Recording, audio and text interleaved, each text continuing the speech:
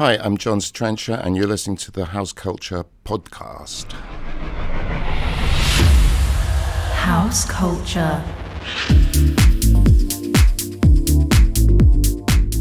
Hi everyone, welcome to another episode of the House Culture Podcast. I'm your host and managing editor at House Culture, Matt Rouse. As always, thanks for joining us, downloading, streaming, however it is you listen to your podcasts.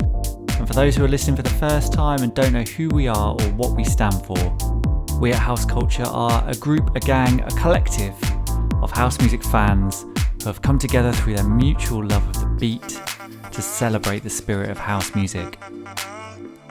You can follow us day to day on our Instagram feed at houseculturenet, but what we do with this podcast is sit down with some of the most iconic characters from the scene for a candid chat to discover how they fell in love with the music and how it shaped their life. In this episode, we chat to Jon Sa Trinxa, who has been for the past 25 years the resident DJ at the legendary Sa Trinxa Beach Club, which you can find located right at the end of Las Salinas beach in Ibiza. This is a guy who, back in the day, turned up in Ibiza with a bunch of records and never really left, making him one of the true guardians of the Balearic spirit. We caught up with him ahead of his gig at London's Spiritland in King's Cross, and in this hour-long chat, we discuss how he first discovered the Sa Trinxa Beach Club. The first beach we went to was actually Salinas, and I walked up to Sa Trinxa and saw these naked people, really beautiful people, and there was a DJ playing. I thought, wow, this place is amazing. This is really something else. Why he's been so successful as a DJ on the island. If I'm going to go to Ibiza and be a DJ, there's no point in taking the same record box as all the other DJs. So go and do something different. Dare to be different. Every record I played, people were like, oh, I've never heard this before. And what music means to him as a whole. Sometimes we're lost for words, and music will always fill that vacuum. It's the soundtrack of my life. Music covers all my emotions through the hardest times possibly I've ever had in my life. Music has always lifted me. So, slip on those flip-flops, get ready to take a walk on the wild side down a beautiful Balearic beach, guided by the Ibizan icon that is Jon Sa Trinxa. House Culture. Now, Jon, great to chat to you. Thanks for making the time for us. 25 years you've been a resident DJ of the legendary Sa Trinxa Beach Club at Las Salinas Beach in Ibiza. You're really well known for all your eclectic sets, taking in all sorts of different genres and moods. What we want to do is start at the beginning. Where did this diverse taste of music originally come from? Well, first of all, Matt, good to be here. Nice to be here in King's Cross, London. Where did it all start? My gosh, I suppose it's a misspent childhood, really. My sister took me to see Cliff Richard and the Shadows at Cheltenham Odeon when I was 6 years old. And actually, all I remember were these screaming women. I think I saw Hank Williams. Yeah, it was Hank Williams. And I just got a quick glimpse of Cliff Richard, and then I just heard all this screaming. It was like Beatlemania. And that kind of kicked it off for me, I suppose. My sister was 10 years older than me, and it was sort of early 60s, height of Beatlemania, the Rolling Stones, Jimi Hendrix. So I was kind of introduced to all that music from a very early age. And then, as one does around teenage times, you discover your own music, and for me that was Bowie, Roxy Music, Mark Bolan, the Velvet Underground, Iggy Pop. And then my sort of reoccurring adolescence progressed into punk rock, New Romantics, and all of the stuff that the 80s gave us musically. And sort of culminating in Live Aid, I suppose, which was the sort of kind of the beginning of the end of that era of groups, I suppose, singer-songwriters. So through all that time, I was always listening to music, failed most of my exams at school. So I tell you, it's like a misspent childhood. And my mother said, grow up, get rid of your records, get a proper job. And when I left school, I went to work in a record shop, much to my parents' disappointment, because they wanted me to join the army or become a lawyer. And the record shop where I worked at was an independent record shop in Cheltenham. And the guy there collected all this really underground German electronic music. So it kind of, stuff like Kraftwerk was like really commercial, but I was listening to Stockhausen and a lot of the ECM jazz and Klaus Schulze, and so that had a massive influence on me.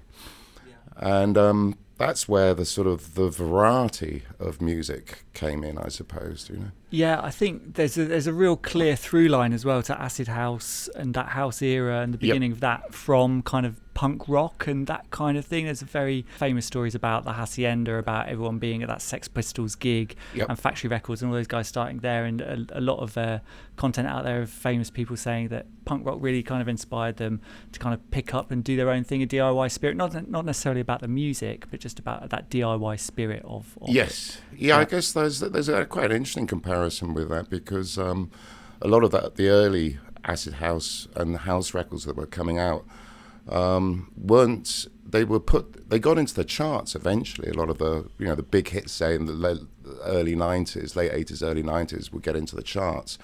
But it was the people who got them there, not necessarily the record companies promoting the music, and that was very interesting at the time. Yeah, I mean, a lot of that stuff didn't really necessarily get played on Radio 1, which was the biggest station at the time. Yep. I think, is it Gary Davis was the first person to play 808 State Pacific on Gary Radio Davis. 1? Exactly. He comes to the beach. I couldn't believe it. I couldn't resist going, ooh, Gary Davis, because that was his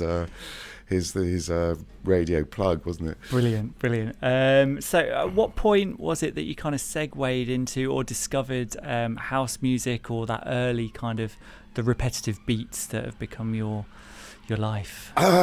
Yeah, I guess straight after Live Aid, it was late 80s, and I was living in London at the time. I was actually a photographer, so I always wanted to be in the music business, but I couldn't sing, I could dance, but I couldn't sing and I couldn't play an instrument. So yeah, it was the late 80s, and I was a photographer. And I was doing pictures of the Stones and Bowie and people like that, and taking pictures of concerts. But one day, I actually bought a flat in London the day the stock market crashed. My car broke down, and I got back to my flat, and all my possessions had been stolen. I'd been burgled. And they took everything but my record collection. So I was sitting there in my flat late at night, not knowing whether to laugh or cry. And on top of that, I hadn't insured the flat before I moved in, and the insurance for my cameras had just run out. So I was literally screwed. And it was like, oh my God, what am I going to do? So right at almost bang on 12 o'clock, a mate of mine rang me up from my hometown, Cheltenham, in Gloucestershire. And he said, hey, Johnny, I've just opened up this small wine bar called the Café de Bac, and it's got a little basement in it. Do you want to come and DJ? I know you've got loads of records. So I just didn't even think about it. I just said yes, because what else am I going to do? So I literally changed profession overnight, and I was working 3 nights a week in the Café de Bac, and I was 28 at the time. All my contemporary friends dropped me. They thought I was a lunatic. And I got this new set of friends who were like 18 to 22, the young ravers. Yeah. And they were coming into the Café de Bac when I was playing and go, hey man, play the music. And they had their whistles and they were jumping around like lunatics. And I thought, yeah, just cool down, guys. What are you talking about? The music. And then I was introduced to house music, I guess. But I was buying my records from London, and I was just buying a complete cross-section at the time. I was kind of Balearic without even realizing it. So I was getting all the early hip-hop stuff, NWA, Stetsasonic, reggae, soul, funk, remixes. And then there was 808 State, and then there was all the early house, acid house stuff.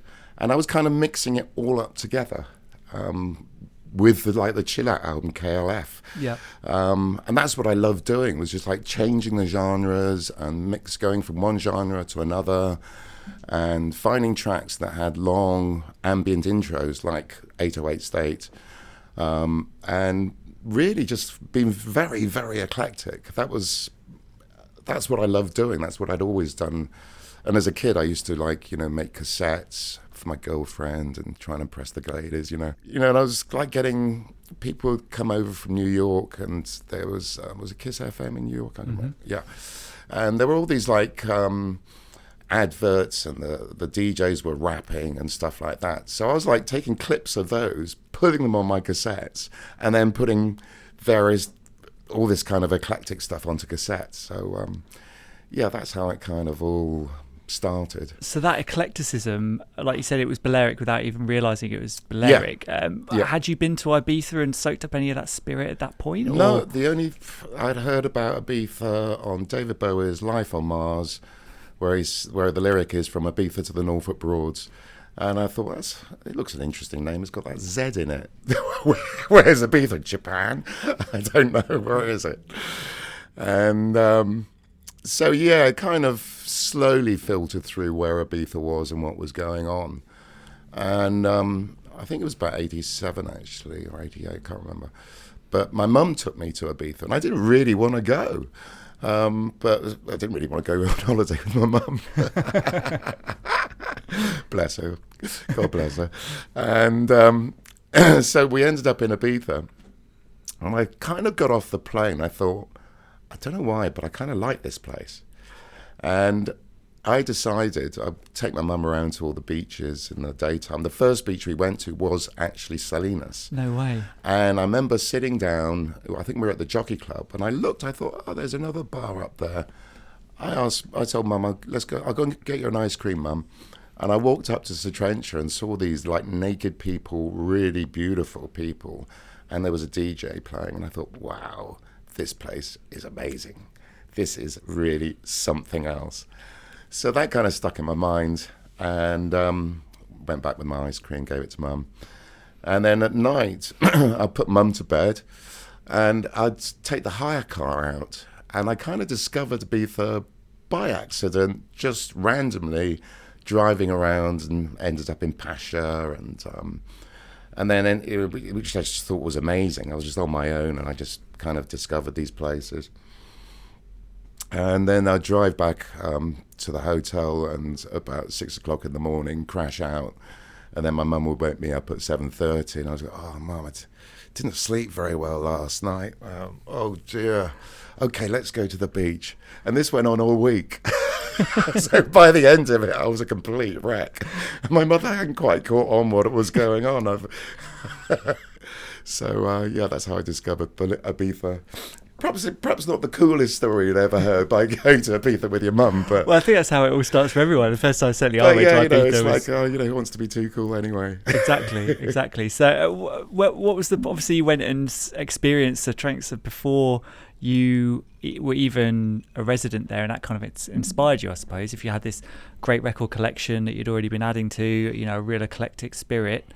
Was there a point where you thought, okay, this is the life for me, I'm going to bring my records back here and this is it? Or how did that kind of come about? Not exactly. I really enjoyed the holiday. I went back to London, and I met a friend called Olivier, and he had been in Ibiza for years and years and years. And we got on really well. Brazilian guy, loved music, just loves music. So we'd be hanging out, just listening to music and stuff, and discovering a lot of Brazilian stuff through him. And he had two parties in Ibiza, private parties, up in the mountains in the north, in Cantalayas. Terry Thomas, the comedian, his house, which is right up on the top of a hill. And I drove over with a couple of mates in a big coach. So there was drove from the UK. Yeah. So it was a bit like Cliff Richard's summer holiday. It wasn't a double decker. It was a big blue. Cliff Richard's still inspiring. Well, not really, but he seems to have sort of come into my life somehow. Yeah. Actually, he's not too bad, Cliff, and he's still going. He's still alive. So you can't take that away from him. And we ended up on the island in this big bus. And we did a couple of these 2 parties, or 3 parties actually. And they were a success, they were fun. And then there was nothing, there was no work. And my friends, we were driving around in this coach, we couldn't park that many places, we kept on getting moved on by the police. On top of it was an English bus. And the funniest thing is actually, it looked identical to the local buses at the time.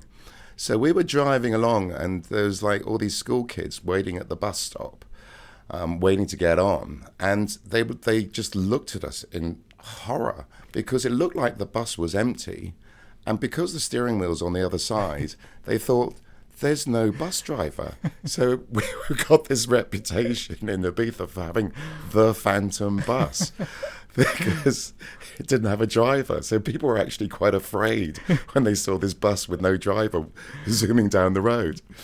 And anyway, after a few weeks, my friends decided to leave the island because there was no work, and they were a bit fed up. And they left, and I had a bit of a mix-up. I hadn't realised they had gone. And I was hitchhiking around the island with just the clothes that I was wearing. And I was down and out, basically, for 2-3 weeks. And it's the beginning of the season. And who wants to know somebody on the island who's down and out? Nobody.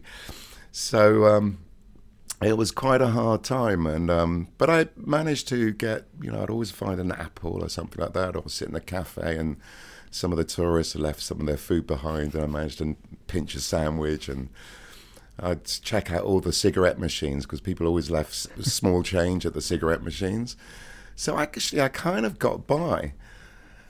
And I used to sleep in the back of a car because I knew this guy. I knew that it was a Renault estate, and I knew the door didn't lock. Wow. So I used to be able to crash in the back of the car. And actually, it sounds hard, but actually I got by.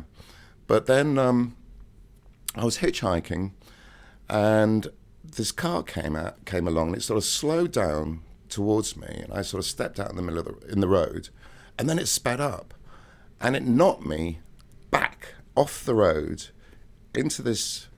There was a gap in the road, and there was just it went down to quite a sharp hill, going right down into a riverbed. So I was completely knocked out. I had blood everywhere, tooth knocked out, and I was a mess. So I think I was knocked out, and I managed to wake up and crawl back up onto the top of the road, started hitchhiking, and I was really delirious, and it was hot, and I was just delirious. And the first car that stopped, that came along, stopped and gave me a lift. And the guy in the car was the boss of Sa Trinxa, and he took me to the beach. He said, go and clean yourself up. So I went for a swim, got all the blood off me. He gave me some food. I crashed out on the beach. And the next day, the sun was shining. I thought, okay, I'm not too bad, still alive. I'm not going to go back to England, otherwise I'd be a failure. So there was no going back. And the DJ didn't turn up. And the boss then told me that my friends had left all my record collection and the sound system with him at the car park at Salinas, because that's where we were parking the coach. And he had a little house at that time on the side of the car park.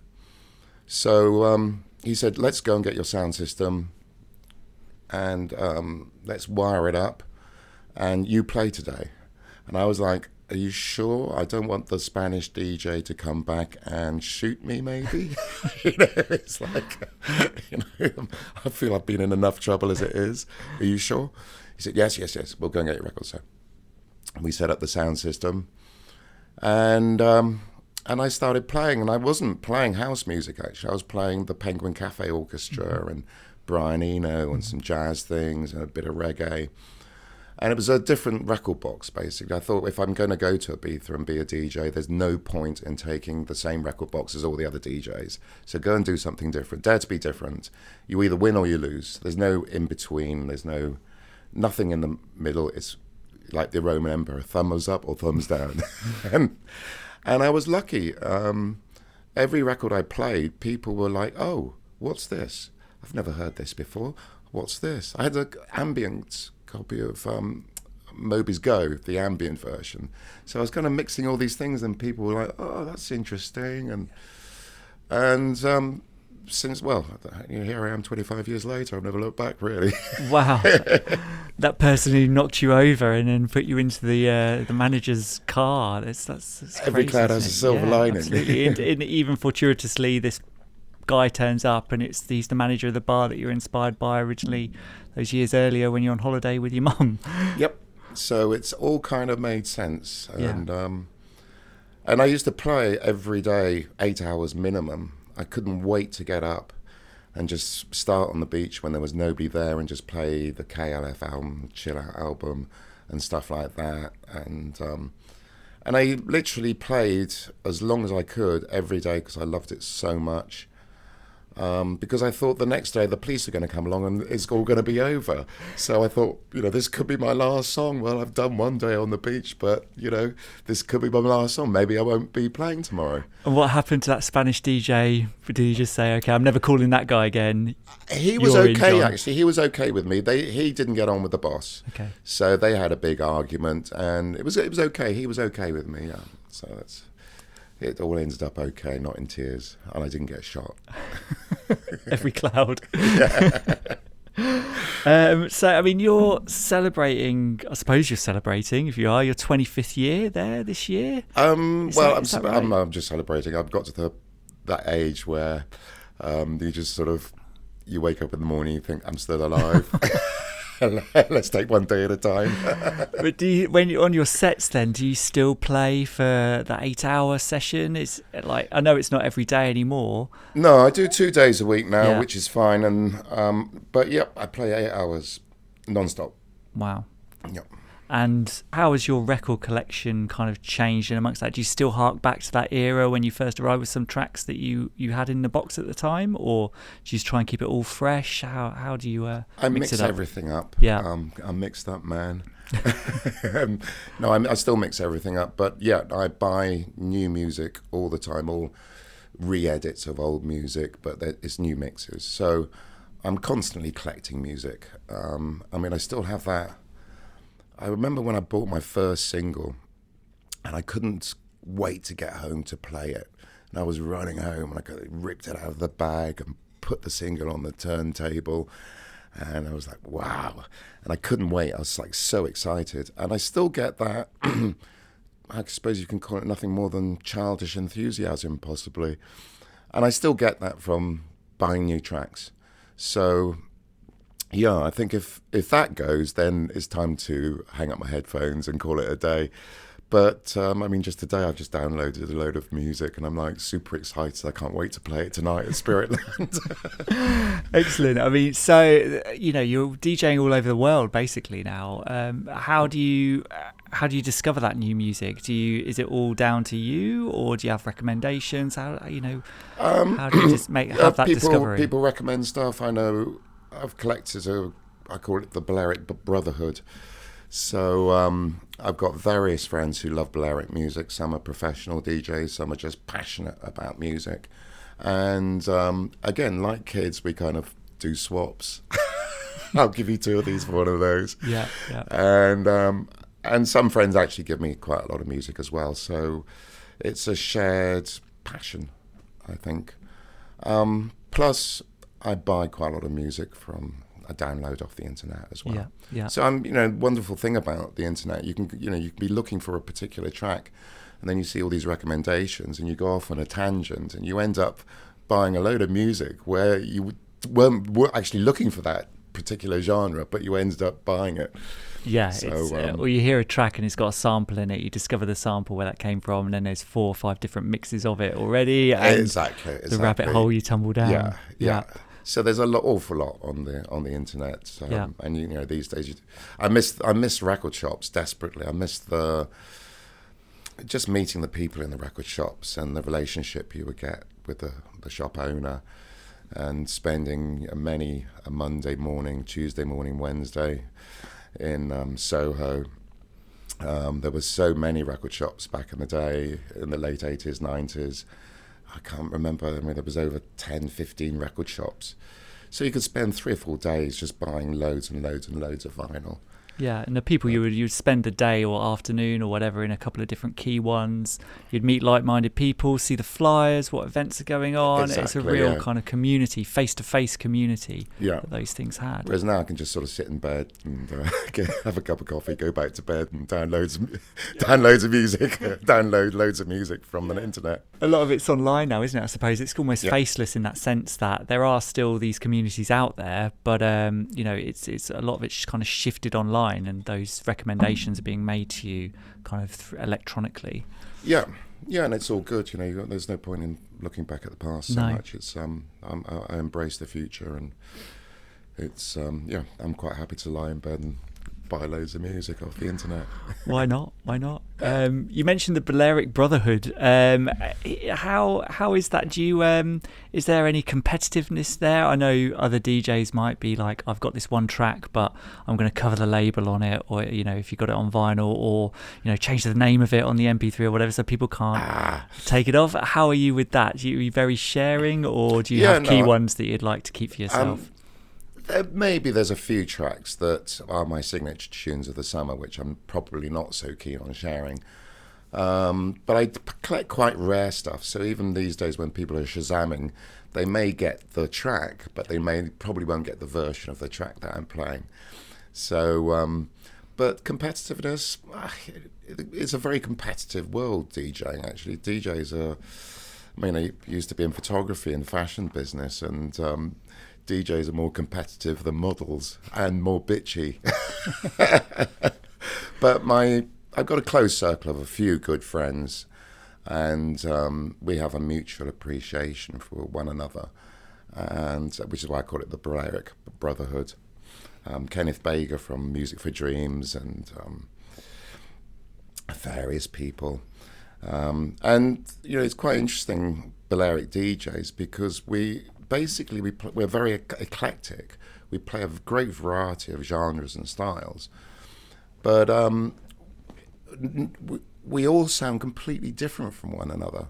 That's the interesting thing, I think. Yeah, I think just Balearic as a genre, it can mean so much. Yeah, and people ask me, they say, what do you play? And I go, everything. And I thought, well, that just sounds terrible. I could be one of those old jocks playing the top 20, from the Birdie song to whatever, But, it is, Balearic is actually just playing. It's people who have a musical passion, really. And I think so many DJs these days, they get stuck in a particular genre.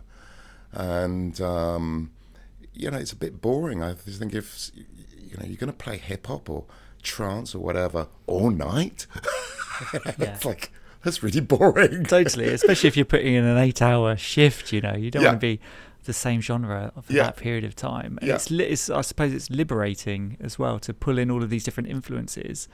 And but I think when I'm in the zone, it's like I really love just playing totally eclectic, and I don't know what I'm going to play next, and the audience doesn't know what's going to happen next. So through every track there's an element of excitement because it's unpredictable. So I was going to ask, Balearic as a genre, can you define what that is? You say you just play great music. Balearic in a dictionary, obviously the Balearic Islands, but as a music genre, what would you say is the definition of it? And when you're a kid, you have one of these little kaleidoscopes, and you look through the kaleidoscope, and you turn it, and all these colours keep changing. It's a bit like that. Sounds like a trip, but it could be a bit trippy too. But it's just this. It's really just collecting music from, which goes right back. So there's no limitations on time or genre.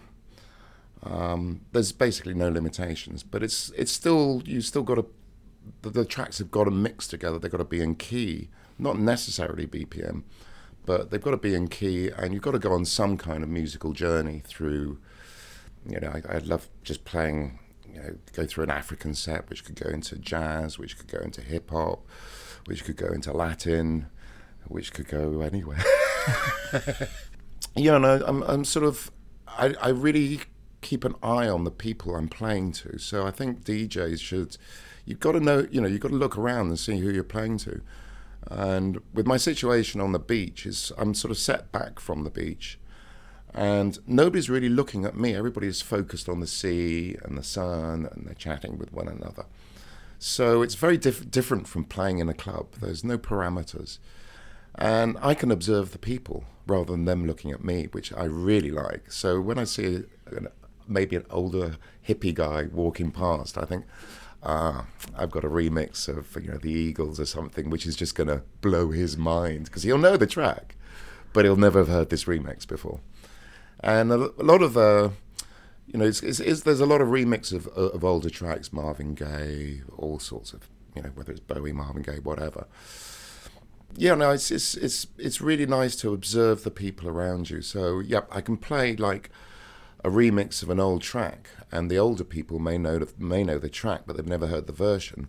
The kids will know the beat, so they probably don't know the track. So, and I find also playing on a beach is that my audience is much wider than sort of the 1830 whatever that goes to clubs. My audience is literally people from 6 years old probably to about 80.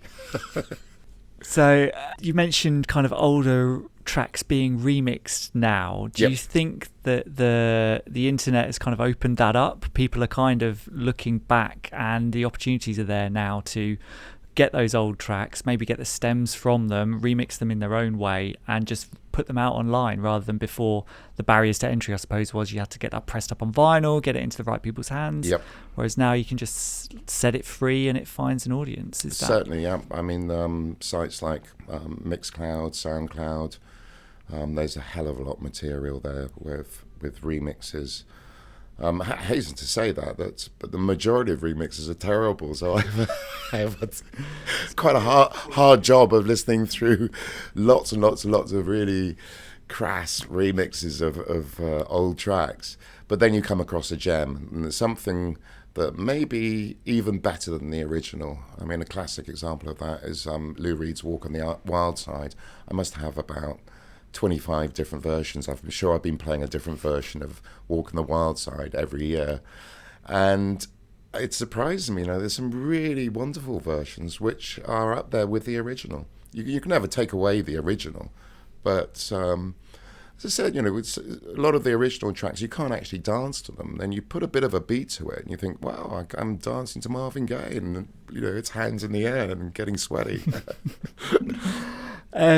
So the internet as well has kind of opened up those doors. I mean, you've been DJing kind of long enough to have seen those big changes in terms of technology, the move from vinyl to MP3, CDJs, all of these things now. People are turning up to gigs, they don't even need anything that kind of has a platter or spins around. Where are you on that scale in terms of the technology that you use? Are you a vinyl junkie? Are you agnostic to it all? What must you have when you DJ? I move with the times, and I'm very happy everything's on a USB stick now, and Pioneer are the standard industry decks, and it's wonderful because I can fit so many. Back in the vinyl days, you had a box of 50 records, and that was you, and you had to be really sure you had the right records in the right box going to the right gig. So you were very limited in what you could play in a way, even though it was a 2-hour set, so 50 records is enough. But now I've got, I can put 2,000 tracks onto my USB, and I can literally I playlist everything. So I've even got tracks, I've got a playlist of rain. So it starts raining, I've got a Jimi Hendrix track, I've got I Can't Stand the Rain. If it's a gay party, it's Raining Men, You can't lose. So you can find the right track for the right moment. And that is amazing. That's just incredible for me. Because, 50 records in a record box just isn't enough. No. And to have that at your fingertips immediately. And you can access it so quickly now. You can access the USB by BPM, by key, by genre. So it's very fast, and I can be thinking creatively. I've got time to think creatively rather than taking a record out of a sleeve, hopefully it's in the right sleeve. Sometimes it wasn't. Putting it on the decks, queuing it up, getting the BPM right, getting it, ready for the mix. There was too much fussing around with the vinyl. I know there's a vinyl revival, and I respect that. But I think the vinyl revival is more for kids who possibly didn't experience what it was like back in the day, and they want that authentic experience of mixing a record without the automatic BPMs and everything. So I can see the fascination for vinyl, and I'm really happy that there's record store days and there is this vinyl revival. But I'm actually happy with my USB. Why not? It's a lot lighter when you travel as well, I'd imagine. Yeah, and I used to have really big muscles when I was younger, and they seem to have gone, so I got weedy arms again. So you're obviously well versed in kind of steeped in musical knowledge. How does your brain work in terms of picking that stuff out? Do you work visually, or do you remember the names of tracks and artists and songs? How do you pull your sets together? It's quite difficult. I forget the names of tracks quite a lot, but I suppose I think visually in a way.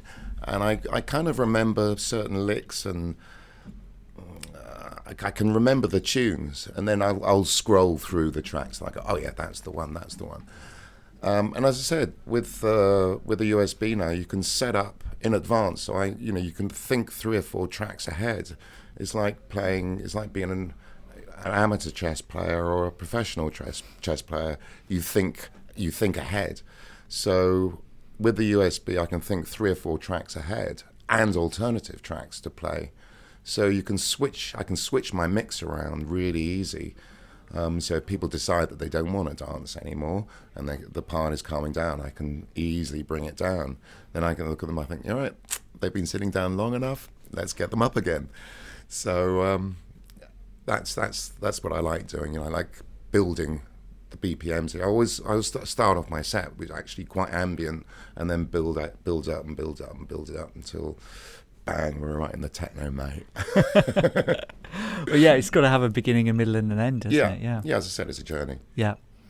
So in terms of Ibiza, is that your home?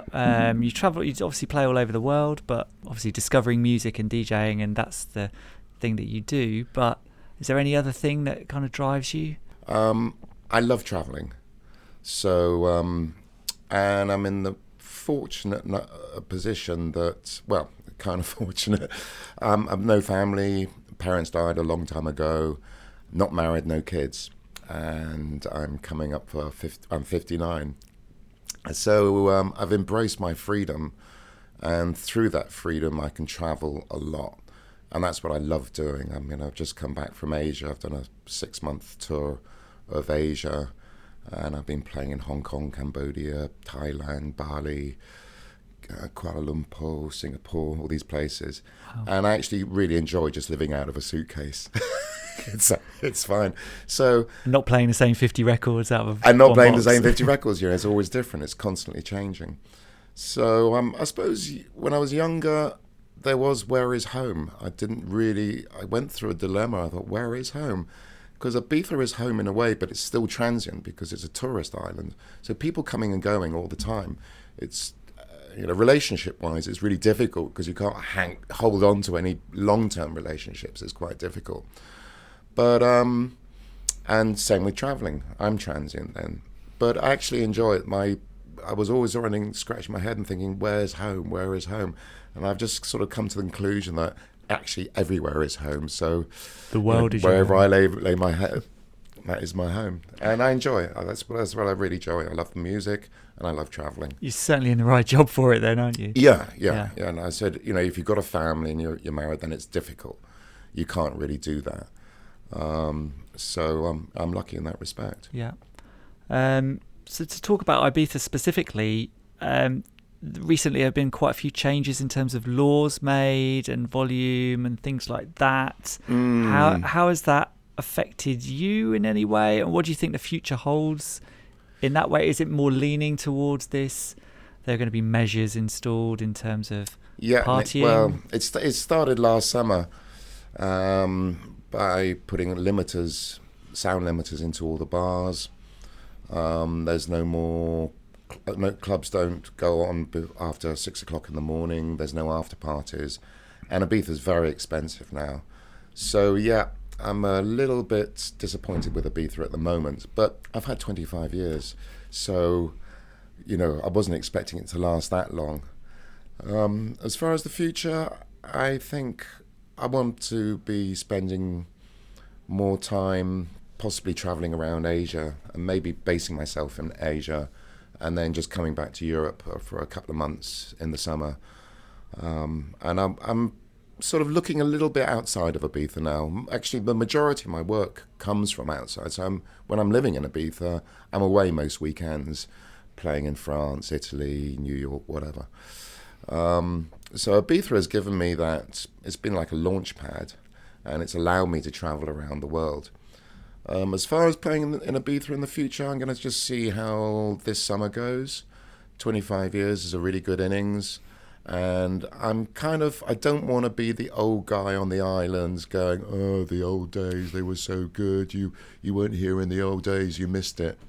Because the funny thing is, when I first went to Ibiza, a hippie came up to me and said, hey man, you should have been here 5 years ago, you missed it. So I don't want to be that guy. I just don't want to be the old guy complaining.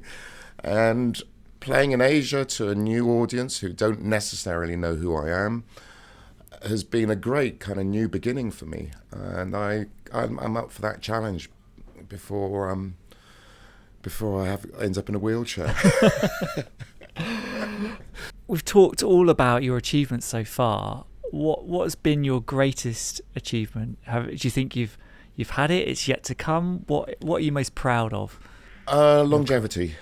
I actually, a lot of DJs now, they look at the David Guettas and all the big EDM DJs and they think, oh wow, I want to be playing in a stadium with 50,000 people worshipping me like a god. And I never wanted that. I was really happy to be working at Sa Trinxa when I first got the job. I shunned publicity. I didn't want to do all the MTV interviews. I didn't want to do any of the interviews.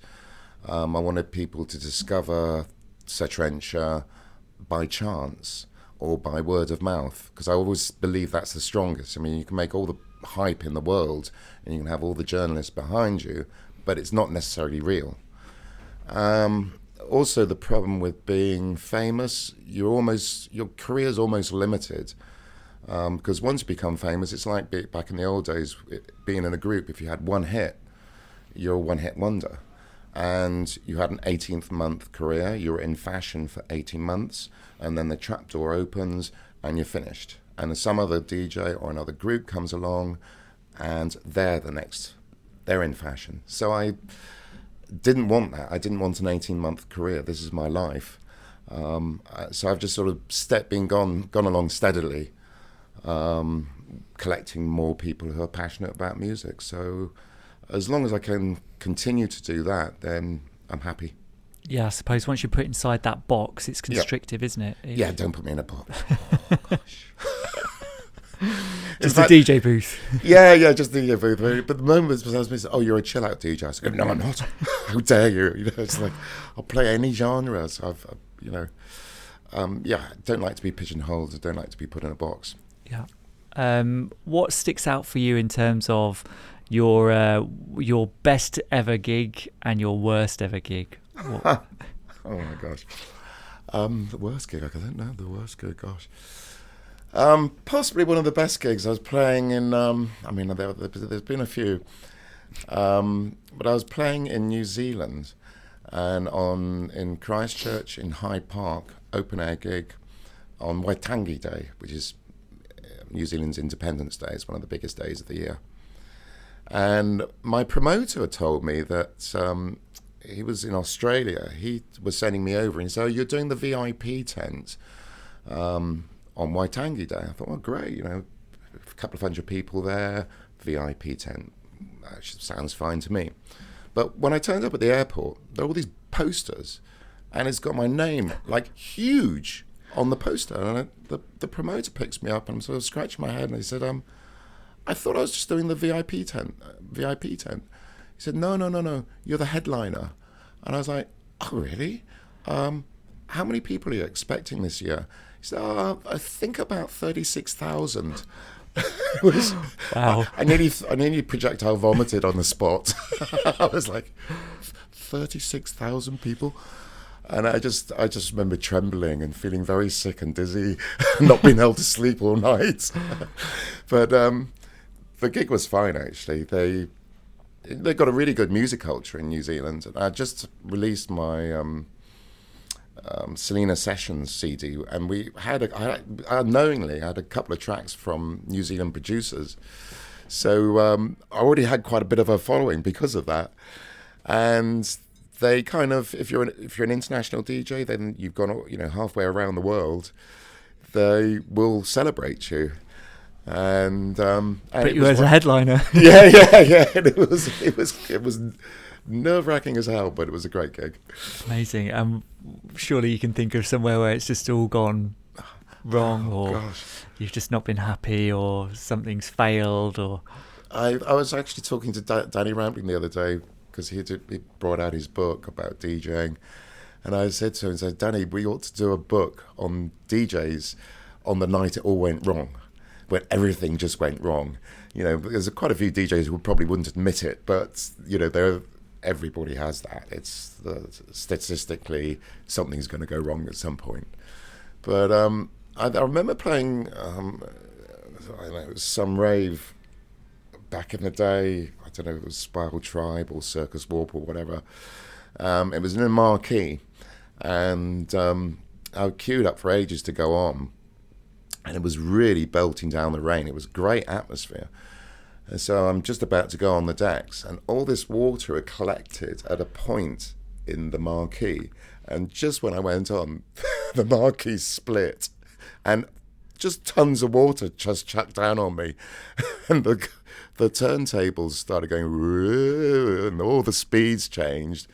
And then there was a big bang, and I think my hair stood on end, and I got electrocuted. And that was the end of my set.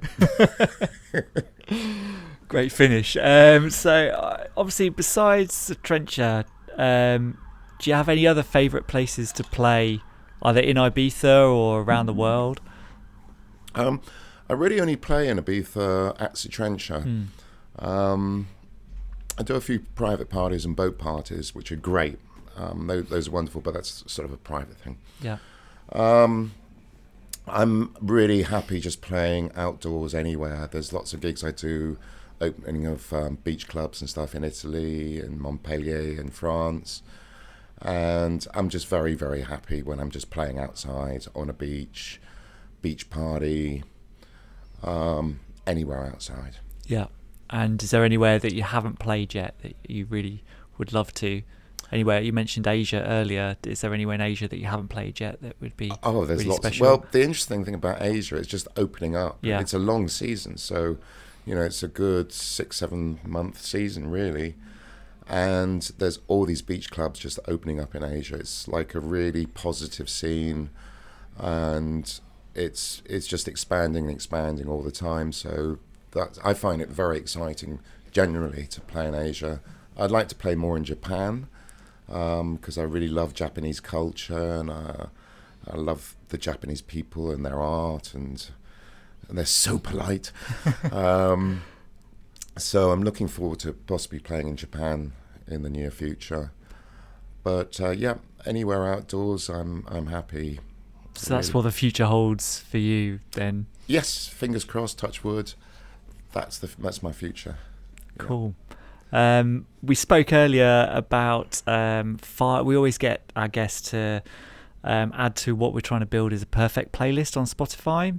We obviously always give you 5 tracks with themes up front, and you've been kind enough to come back to us so we can discuss those. The themes are Catalyst, Floor Filler, Sunsetter, Tearjerker, and The Last Tune. So to kick it off, I suppose the Catalyst, what was the first track that got you into dance music, house music, disco music, whatever, something with repetitive beats? It was Bahan Start the Dance. Let's Start the Dance. Yeah, I think it was a combination between that and Sugar Hill Gang. I think that those 2 tracks. Rapper's Delight. Yeah. And the Grandmaster Flash and the Furious 5. The Message. No, not Message. The one which... White Lines. No.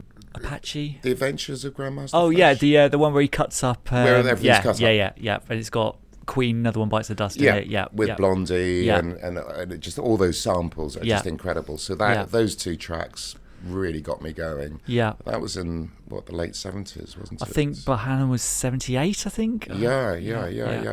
So there was all this stuff coming over from New York, and I used to love Blondie, and the punk scene, that kind of new wave scene, and then there was all this stuff coming from New York, and that just flipped my switch. I thought, wow. And I used to love dancing. I wasn't a DJ then at all. I was making my cassettes and stuff, but those 2 tracks really hit the spot for me. Yeah. It's one of my sample tracks, isn't it? That Bohannon, Let's Start the Dance. I've certainly heard numerous licks and vocals all over the shop. It's been sampled as much as James Brown. Yeah. Okay, so your floor filler, you chose Eric Cupper Presents Aurora Organica, the main mix. Yes. Now I hadn't actually heard this before, and when you sent it to me, I had a listen and it blew my mind. It's amazing. Yeah. It's for me perfect summation of just a Balearic track. It's got some tribal beats in there. It's got some flamenco style guitar. It's driving, uplifting. It's your floor filler. How often do you play that, and how much you love it? I've been playing that almost in every set for the last year, and I must find a new one. but it's worked every time, and it's like that quality production that you get from, say, a lot of Frankie Knuckles tracks. Didn't Eric Cupper produce a lot of his tracks? Exactly, I think. Yeah. So it's of that kind of warm, melodic house. Yeah. So after playing the real thumping tunes, which gets everybody dancing, then that track comes in, and it lifts you. It's the sort of track that gives you goosebumps, I think. And you can dance to it, and it's a wonderful track to listen to. So it's just got all the right elements. It's okay. So the Sunsetter, obviously you soundtrack so many sunsets, I imagine. You've chosen the Functuary Set the Sun Alight, the Ibiza Air Mix. Yes. Yeah, that's been a favourite for particular sunsets, although it's such a difficult question to ask me for one track, because there are so many. And I'm constantly discovering new ones, and I'm mixing like 2 ambient tracks together as well. But that's, I think out of all the tracks I've been playing this year, that's a particularly nice one, because it's got the really slow, soft vocal to it, and just that feeling of the sunset. You listen to the track, you close your eyes, and you're at a sunset.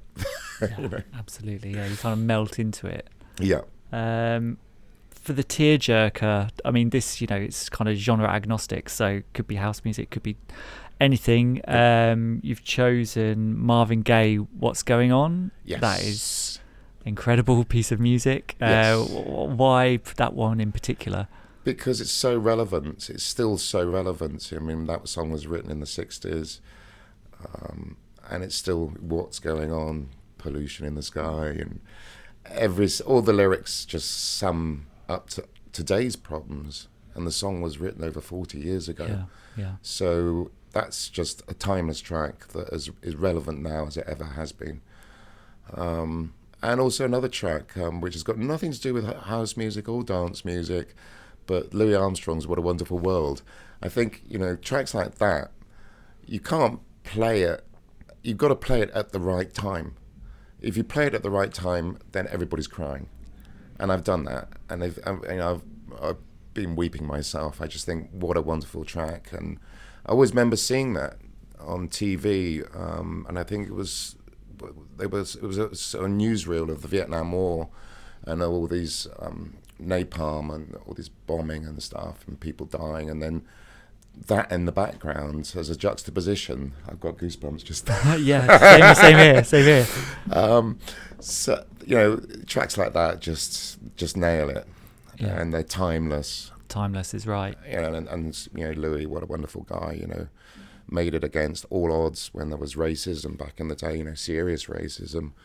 And he rose above it all, as did Marvin Gaye, and produced these wonderful, lyrically and musically beautiful songs. Yeah, like you say, completely timeless. And play them at the right time, and my gosh, you will have people you've got to weeping. It's got to be at the right time, and then the tissues come out. The secret of a good DJ.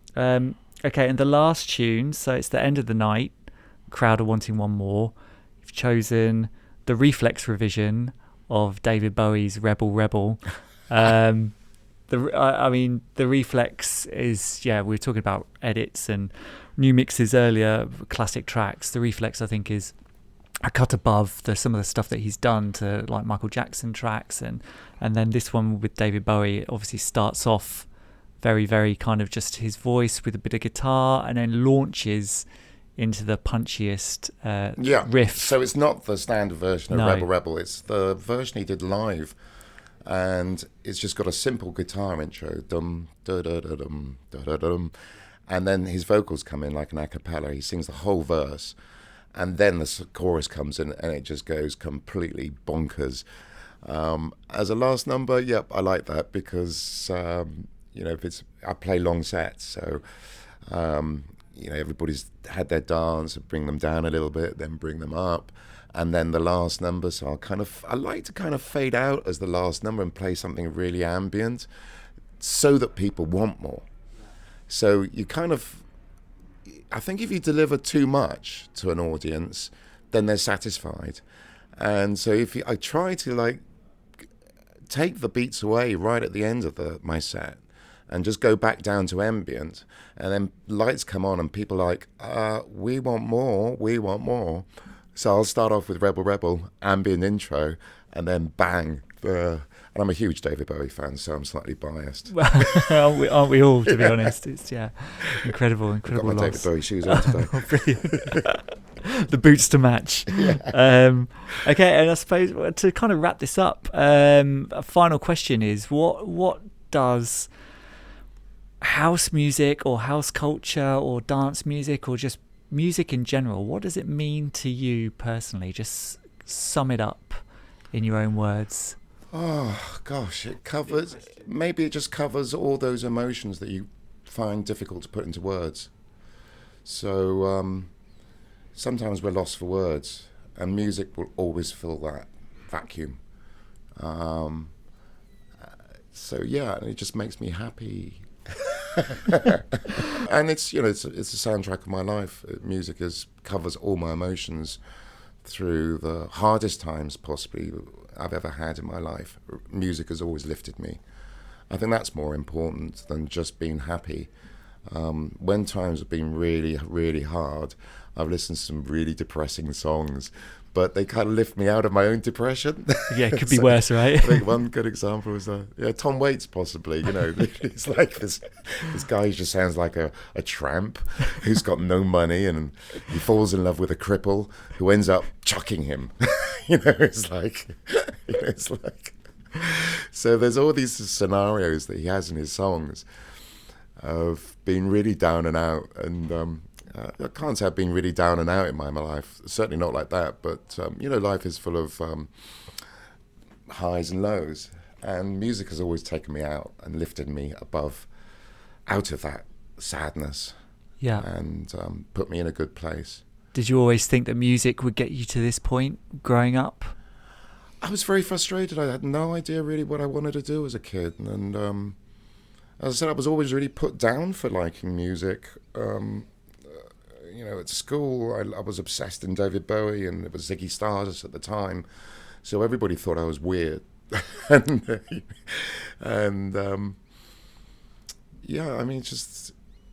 has just kept me going. As I said, it's my earliest memory, and I hope it will be my last.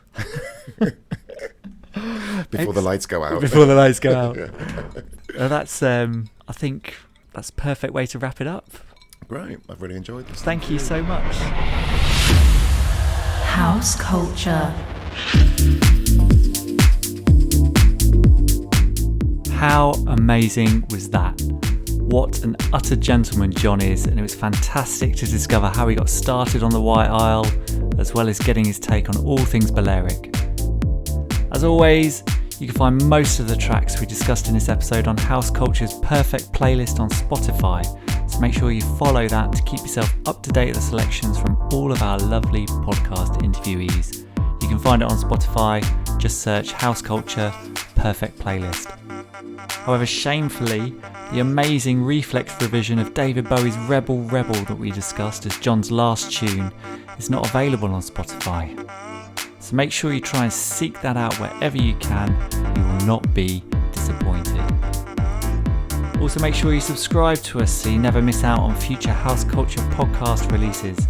Please love, like, tweet, share, tell your friends, leave us a review. Could get you a shout out on a future episode. So be nice. And why don't you come follow us and keep abreast of all things House Culture by hitting up our Instagram feed at HouseCultureNet, or by following the hashtag TrueHouseCulture. And finally, you reach out to me, Matt Rouse, directly on Instagram at DJ Matt Rouse. Thanks for listening. See you next time. House Culture.